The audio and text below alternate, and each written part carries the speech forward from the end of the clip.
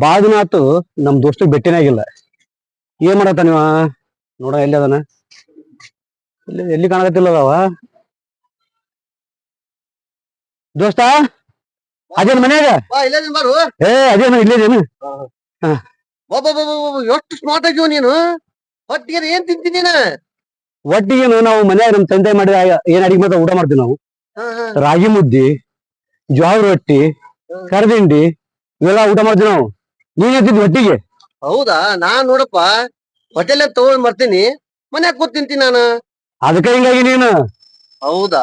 ಆ ಹೋಟೆಲ್ ಉಂಡ್ರ ಮನುಷ್ಯ ಆರೋಗ್ಯ ಕೆಡ್ತೈತಿ. ದೋಸ್ತ ನೀ ನನ್ ಹೇಳಿದಿಲ್ಲ ಈಗ.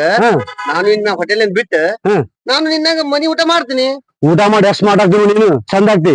ಹೌದಲ್ಲ? ಹೊರಗಿಂದ ಎಲ್ಲಾ ಬಿಟ್ಕೊಂಡು ನೀನು. ಕರೆ ಕರೆ ಕರೆ ಕರೆ. ಹೊರಗಿನ ಬಿಟ್ಟೆ ಅಂದ್ರೆ ನೀಂದ್ರ ಸ್ಮಾರ್ಟ್ ಆಗ್ತಿ, ಚಂದ ಕಾಣ್ತೀವಿ ನೀನು. ಅದಕ್ಕ ನೀದಲ್ಲ. ಹೌದು. ಥ್ಯಾಂಕ್ಸ್ ದೋಸ್ತ್. ಬಾರಿ ನನಗೆ ಒಂದ್ ಹೇಳ್ಕೊಟ್ಟಿಲ್ಲ. ಇದನ್ನ ನಾನು ಇದ ಮಾಡ್ತಿದ್ದೇನೆ. ಫಾಲೋ ಮಾಡು. ಏನಾಯ್ತು?